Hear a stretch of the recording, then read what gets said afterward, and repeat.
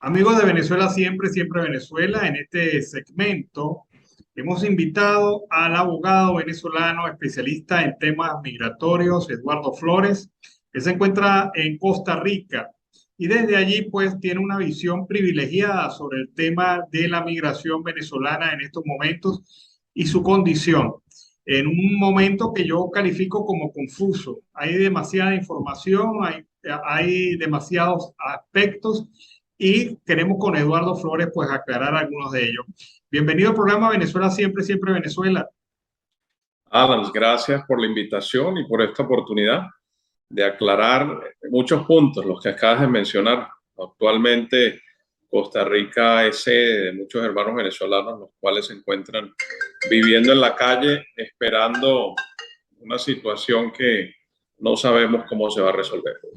Bueno, Eduardo, las cosas han cambiado radicalmente. Estamos en un momento en el cual Estados Unidos ha endurecido su política en la frontera sur.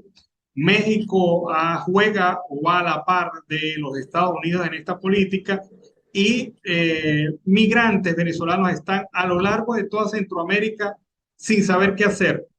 ¿Cuál es la visión que tienes tú sobre ese tema? Pero mira, el venezolano no se fue porque quería, se fue por una desesperación, por una coyuntura, por una crisis social, una crisis económica que los llevó a abandonar Venezuela. Muchas de estas personas vendieron todo y no tienen absolutamente nada. ¿Qué pasa? ¿Qué sucede? ¿Qué acontece? Que los diferentes países han impuesto sus reglas y Estados Unidos decidió poner ese cierre invocando diferentes normas, como ya hemos conocido muchas veces que se ha invocado el título 42, que es un título sanitario que desde 1944 se invocó durante la pandemia y actualmente sirvió para que muchas personas pues sean deportadas.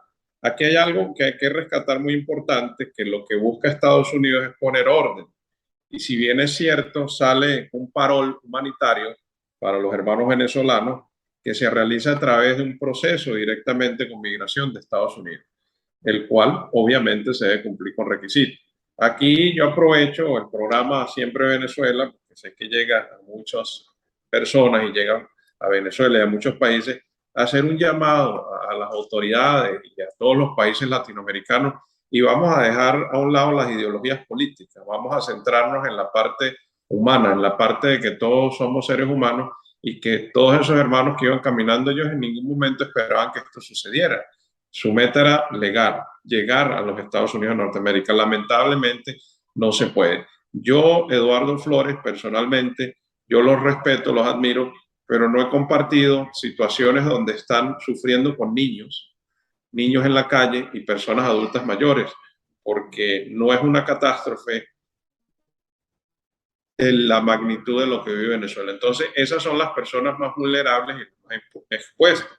Aquí yo reitero nuevamente el llamado a unir esfuerzos y a buscarle una solución. Muchos de ellos se me han acercado aquí en Costa Rica y me han dicho que quieren quedarse aquí. Costa Rica es un estado de derecho, aquí se respeta el debido proceso, somos garantes de los derechos humanos y muchos se van a ir a iniciar un proceso de solicitud de refugio. Pero si bien es cierto, es un proceso que lleva tiempo y no le garantiza una aprobación de refugiados, es simplemente un proceso donde posteriormente ante un eventual rechazo pues van a quedar en lo mismo. De manera tal que la situación es delicada por todas esas personas menores de edad que se encuentran vulnerables, están durmiendo en la calle y hace poco sucedió aquí en Costa Rica lo que se llama el Patronato Nacional de la Infancia, lo que se llamó en Venezuela hace muchos años el INAN, Instituto Nacional del Menor. Bueno, actualmente está la LOMNA que regula todas esas situaciones, donde le hizo un llamado de atención a hermanos venezolanos que tenían niños pidiendo dinero en las calles. La situación se ha ido de las manos y la voluntad tanto de un lado como del otro, porque aquí no voy a meter el tinte político, pero sí digo, vamos a hacer conciencia, vamos a poner las ideologías a un lado y vamos a tratar de ayudar a estas personas a buscarle una solución, porque están en el limbo migratorio actualmente. A las adyacencias de mi oficina aquí en San José, duermen en campamentos en la calle. Les toca recoger en la mañana porque hay negocios, hay establecimientos, pero no saben qué hacer, no hay un norte, nadie se ha abocado a decirle, voy a hacer. Si bien es claro, y esto yo lo tengo muy claro, los países centroamericanos pues no tienen esa responsabilidad. Ellos dan la mano, han dejado el tránsito y los han aceptado como tal. Pero es nosotros mismos dentro de Venezuela que debemos abocarnos a hacer las diligencias internacionales, invocar los oficios de la Organización de Estados Americanos, doctor Almagro, convocar una reunión de emergencia y darle una respuesta a esta situación por los menores de edad en las calles. Eduardo, hay una situación que de verdad es como un efecto cascada. México está recibiendo a estos venezolanos que han sido deportados del territorio norteamericano, pero les da a todos los venezolanos 15 días para salir de su territorio, pero no hay alternativa, no se ofrece una alternativa que no sea la de devolverse por el mismo camino por donde llegaron. Es decir, que esto va a generar un efecto en Guatemala, va a generar un efecto en Honduras, va a generar un efecto en Costa Rica, es decir, un efecto cascada en cada uno de los países centroamericanos. Y es evidente y es claro que los países centroamericanos en su conjunto no están preparados para atender una crisis migratoria de este nivel. Eso es totalmente correcto. Así como hicieron la ruta hacia el norte, ahora es regresivo. ¿Por qué Estados Unidos los manda a México? Porque sabemos que no existen relaciones diplomáticas. No se puede hacer un vuelo directo porque hasta donde tengo entendido no entran vuelos de los Estados Unidos en Norteamérica a Venezuela. Los mandan a México, en México le dan 15 días, esas personas quedan en el limbo migratorio. Algunas han optado por una solicitud de refugio en los Estados Unidos de México, en los diferentes estados, pero otros quieren volver. Y tú has dicho una gran realidad. Llegan a Guatemala, ya es lo mismo, pero de regreso. Llegan a Honduras, llegan a Nicaragua, posteriormente a Costa Rica y atravesar a Panamá. Pero en Panamá está la crisis grande porque esa gente debe atravesar por el Darién y el tapón del Darién, la selva del Darién está cerrada por razones de seguridad, por razones de prioridad, por todo lo que hemos visto en las redes sociales, por todo lo que conocemos. Entonces no existe un mecanismo porque se debe costear un eventual vuelo humanitario. No sabemos qué país lo va a asumir. Por eso yo invoco los buenos oficios de la Organización de Estados Americanos. Ante la emergencia, asumir todas esas personas que quieran repatriarse de alguna manera a Venezuela, porque hay muchas personas que quieren volver a Colombia. Y el caso de Colombia, las personas que tenían la protección que dio el presidente pasado, la perdieron cuando ingresaron a los Estados Unidos de América, porque tú debes tener conocimiento de 3 aviones que devolvieron en el pasado muchas personas a Colombia. Esto lo dije yo en las redes sociales, mucha gente no le gustó y yo expliqué algo muy sencillo. Si usted tiene protección por un estado, ¿cómo pretende ir a otro estado a solicitarla? Cuando el presidente Duque les dijo, bueno, los voy a regularizar. Entonces se inclinaban por el problema que no había trabajo, que esto y esto. Y aquí voy a ser muy tajante, no quiero caer mal. Problemas sociales tienen todos los países de Latinoamérica. Lo que sucede con Venezuela es que se salió de las manos y es una situación, una crisis humanitaria.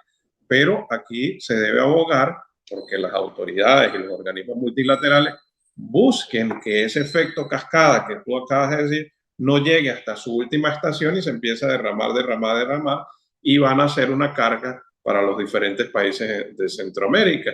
Y voy a decir algo claro, no todos están dispuestos ni preparados para esta situación.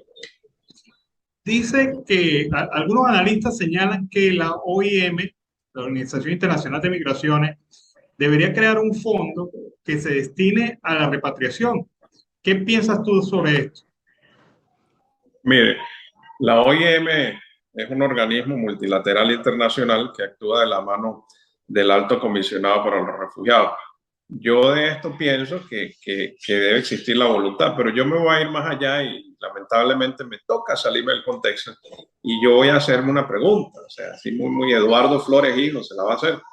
¿Dónde está todo el dinero recaudado en ese famoso concierto que se hizo en el puente internacional entre San Antonio del Táchira y Cúcuta, norte de Santander, que fue todo el mundo y bueno, eso salió por todos lados y que ese dinero iba a ser para ayudar a la diáspora? Porque esa era la razón de ser de todo ese dinero que se recogió, previendo toda esta situación y lamentablemente ahora nadie da respuesta. Yo no voy a señalar pero todos los oyentes saben a qué me refiero, entonces mucha gente está indignada.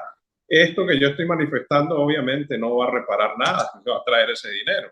Entonces ahora le queda a los organismos multilaterales asumir ese costo. El problema es que para nadie es un secreto que hay una austeridad a todos niveles y no existe ese mecanismo como tal. No, y algo peor, los pronósticos económicos para el 2023 son serios. O sea que si en este momento no hay recursos, para el próximo año menos recursos habrán. Eso es correcto. El consejo que puedo dar, porque yo en esta travesía, en todo esto que hoy, nunca incité a nadie a que se fuera de Venezuela. Eso, yo entiendo la desesperación, pero esa no es la solución. Y mucho menos de la manera que lo hicieron y con niños y niñas y con personas adultas mayores. Cada quien aquí le tocó al venezolano en el puerto donde esté buscar una regularización migratoria, hacer vida, y esto va con todos aquellos hermanos que vendieron todo, que esto tú tienes conocimiento mucho más claro que yo, vendieron casa, vendieron todo y se fueron esperando ese sueño que lamentablemente no llegó. Yo voy a meter a Dios en el sentido de que Dios dice, bueno, eso no era para usted. Entonces, donde llegaron, yo les aconsejo, busquen una regularización migratoria, esperen a ver qué va a ofrecer ese Estado, hagan vida ahí, porque volver es imposible. Al llegar a Panamá, a nadie van a dejar de volverse por el tapón del Darién. Y no porque Panamá sea malo, porque Panamá en ningún momento lo fue. Panamá fue muy permisivo y ayudaba y colaboró a transportar toda la gente a la frontera con Costa Rica. Es por problemas de seguridad, de que eso es una selva, de los peligros que se corren. Entonces, yo digo aquí, no sé, habrá algún gran país, alguna gran nación con un gran corazón que mande 2, 3 aviones, 4 aviones, los que falten a X país y digan, voy a devolverlos a Colombia o en el caso de Venezuela. Pero para que eso suceda, debe existir la voluntad y esa voluntad viene de la mano de la política. Entonces, lo repito nuevamente, las ideologías hay que sacarlas y hay que separarlas. Y ese sectarismo y esa pelea, pónganla a un lado por un tiempo para abocarnos a esta situación de los hermanos venezolanos y buscar una situación, porque te digo algo, no todos se quieren devolver. Así es. Ahora, Eduardo, la alternativa que ha presentado el gobierno de los Estados Unidos, este nuevo proceso de migración para los venezolanos que estén en condición irregular, ¿cómo lo calificas? Bueno, lo califico como una manera ordenada de recibir a los venezolanos, porque tienen conocimiento que Venezuela está sufriendo como lo sufrió en el pasado y lo sigue sufriendo Cuba, como los hermanos de Nicaragua y diferentes leyes. ¿Qué es lo que hace Estados Unidos? Ante el caos migratorio que existía en todas las fronteras, sacan un plan que es conocido como un parol humanitario que debe cumplir con diferentes requisitos. La semana pasada estábamos a la expectativa de qué iba a suceder. A partir de este lunes 18 ya está directamente posteado en la página de Lucy, donde el requisito fundamental es tener un patrocinador dentro de los Estados Unidos, que puede ser una persona ciudadano americano, residente, un venezolano que le hayan aprobado la condición de refugiado e inclusive las personas que tienen TPS temporal. Demostrar que tiene económicamente los recursos, el monto no lo conozco ahorita porque te estaría mintiendo, y él es el que hace la solicitud. Esto es una solicitud totalmente gratis, tanto para el que hace la petición como para el patrocinador. Una vez se admita la solicitud, el solicitante se le va a hacer una revisión, lo que ellos conocen como un background check de antecedentes criminales y todo tipo de actividad. Y aquí es muy importante recalcar que aquellas personas que ingresaron y fueron deportadas, esa persona no va a tener derecho, porque cuando hagan el primer chequeo va a ser lamentablemente rechazada. Y eso es lo que muchas personas que me han consultado se lo ha aclarado y no entienden. No, pero que yo voy a ver qué pasa. No podemos ir a ver qué pasa. Si usted ya fue reseñado y fue expulsado, no gaste el tiempo ni lo intente. Pero aquí es la situación, don Alan. Son 24,000 parol que van a entregar. Y cuando hubo este caos migratorio, antes de este plan, en 3 días entraron 24,000 venezolanos. Sí. Entonces no es para todos. Así es. Fíjate que hay alguna confusión porque las personas piensan que este es un proceso en donde no se le va a revisar a fondo. Yo creo que el gobierno de los Estados Unidos está claro en que el que va a entrar pasa por un filtro triple. No es cualquier filtro lo que se genera en esta admisión. Así es. Aparte de ese background check, de ese chequeo de seguridad, te van a pedir las vacunas, que estén todas al día, todas las vacunas contra la pandemia, y todo, como ustedes lo dicen, va a ser un filtro total. No todo el mundo va a calificar. Mire, yo voy a repetir lo que he visto. En las redes sociales se ha visto, lamentablemente, hermanos venezolanos de nosotros que han incurrido en otras conductas. Y eso no quiere decir que todos sean así, pero lamentablemente por uno han calificado y han cuestionado a todos los hermanos venezolanos. Y esa es una de las razones que se está filtrando a todas esas personas. Lo reitero nuevamente, porque mis hermanos venezolanos se molestan cuando yo le digo la verdad, pero es que tenemos que vivir en una realidad, no en una ficción que nos lleve a una nube o al cielo donde nada va a pasar. Hay personas que no van a calificar, no pierdan el tiempo viendo qué es lo que va a suceder, porque si usted incurrió en una entrada ilegal a los Estados Unidos de Norteamérica, no lo puede hacer. Algo muy importante, las personas que tienen dual citizen, como le llaman, doble nacionalidad, no lo pueden hacer y no caigan en el error de que muchas me han dicho a mí, pero es que voy a renunciar, no haga eso, porque si usted tiene otra nacionalidad, es por el ius soli, por el derecho a la sangre, porque la Carta Magna, la Constitución de ese país establece que hijo de con nacional de ese país nacido en el exterior es por nacimiento. Entonces no caigan en ese error, porque voy a decir un dicho muy venezolano, después se quedan sin el chivo y sin el mecate. Ni una cosa ni la otra, porque pierde algo que adquirió por derecho, lo renuncia y hay que ver hasta qué punto. Entonces, hacer eso no es decirle a Estados Unidos, mire, ya tengo una nacionalidad.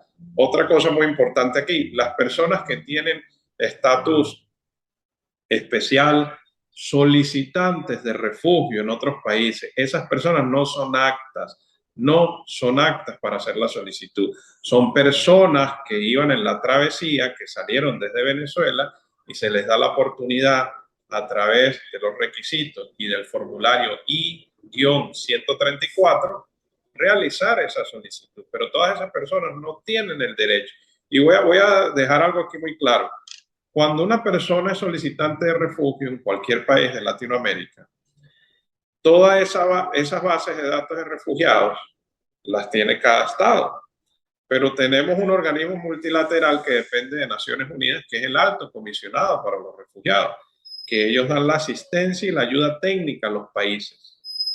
Ellos saben quiénes están solicitando refugio en los países, o que una vez siendo solicitante los Estados Unidos de Norteamérica haga la consulta, y al ser solicitante de refugio no va a tener la opción. Muchas personas me dicen, sí, soy solicitante. Claro, usted invoca el Tratado de los Refugiados porque usted busca protección, porque usted debe ser perseguido por ideología política, por raza, por religión o por pertenecer a un grupo sexual rechazado en la sociedad. Porque debemos recordar que las crisis migratorias, crisis económicas y problemas económicos no son una razón contundente para pedir asilo, y esa es la razón de que nuestros hermanos venezolanos lo están haciendo.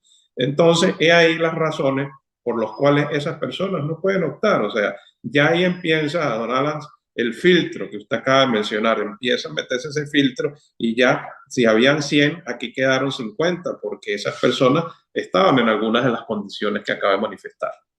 Finalmente, Eduardo, aquellos venezolanos que antes de este proceso lograron pasar la frontera de los Estados Unidos, se encuentran actualmente en los Estados Unidos, corren el riesgo también de ser deportados. Toda persona que ha ingresado a los Estados Unidos de Norteamérica antes de este programa siempre va a estar bajo un eminente peligro de deportación, porque debemos recordar que está haciendo un ingreso de manera irregular. Lo que estaban haciendo es que a la hora de pasar la entrevista del miedo creíble, que cambió a partir de marzo, el 31 de marzo de este año, es que ahora lo calificaba más rápido. El policía que lo agarraba le hacía la entrevista y lo mandaba al centro de detención, le hacían un registro dactilar y posteriormente salía con un documento donde había entregado dirección, algún domicilio, algún familiar, algún número de teléfono, y todos los documentos con los que ingresó son retenidos por el ICE. Ellos se van a quedar con esos documentos. A la hora de ir a la corte, el juez, que esto le van a dar una notificación que se llama, se abrevia NTA, Notice to Appear. Esta es la primera notificación que se le hace y el juez le va a decir, usted ha ingresado de manera irregular a los Estados Unidos de Norteamérica. Y es ahí la etapa procesal donde el abogado le va a decir que esa persona va a solicitar asilo. Esta etapa, lo recomendable es hacerlo con un colega abogado, porque si lo hace solo, no va a saber hacerse la solicitud. Independientemente si lo hace solo, tiene el derecho a tener el traductor. Y ahí es donde para el proceso. Pero esto significa que ahí va a estar atado a un proceso y ante cualquier eventualidad o cualquier tipo de conducta, desde ese momento está sujeto a una eventual deportación. Todas las personas que pasan el miedo creíble y solicitaron el asilo están ante una eventual deportación hasta el momento que un juez migratorio le diga, le vamos a aprobar la condición de asilado en los Estados Unidos de Norteamérica, de manera tal que todos están en esa condición. Nadie le han dado absolutamente una legalidad. Voy a citar un solo ejemplo. Antes de acabarse la administración Obama, para los hermanos cubanos aplicaba un parol, que ellos entraban por cualquier frontera, que era lo que conocimos del gobierno del expresidente Ronald Reagan, pies mojados, pies secos, y ellos solicitaban un asilo, y ellos estaban de la mano del parol. A ellos se les daba el parol, y al año y un día aplicaban por la ley de ajuste cubano a una residencia de ajuste. Ese es el único parol que yo recuerdo de nada más a los cubanos entraban legalmente en ese momento, salían con ese parol y ya estaban legales. No iban a la corte o algunos solicitaban el asilo y algunos los mandaban a la corte, pero tenían esa legalidad para ir a la corte y al año y un día optaban por la residencia, porque el Cuban Adjustment Law, la ley de ajuste cubano de 1966, sigue vigente. Lo que no sigue vigente es que le dieran el parol para ir a la corte y esperar el proceso. Entonces, en el caso de los venezolanos, todos han ingresado y siempre lo he dicho, pero si no estudian bien su caso, si no ponen atención a su caso, si no le dan un seguimiento correcto, si no consiguen un abogado, un colega entre los Estados Unidos y Norteamérica, pueden ser deportados y durante todo el proceso siempre van a estar sujetos a una eventual deportación. Bueno, muchísimas gracias, Eduardo. De verdad que ha sido muy claro en los conceptos y en el análisis que hace sobre el tema migratorio. Muchísimas gracias por haber estado en el programa Siempre Venezuela. Quiero darte las gracias, aprovechar este medio para mandarle un saludo a mi estado Táchira, a San Cristóbal y a todos los municipios del estado Táchira y a todas esas personas que nos oyen desde allá. Y a ti por siempre darme la oportunidad y aquí a tus órdenes. Y gracias de verdad y saludos a todos aquellos hermanos venezolanos y suerte a todos y que tomen la mejor decisión. Su saludo llegará, así efectivamente.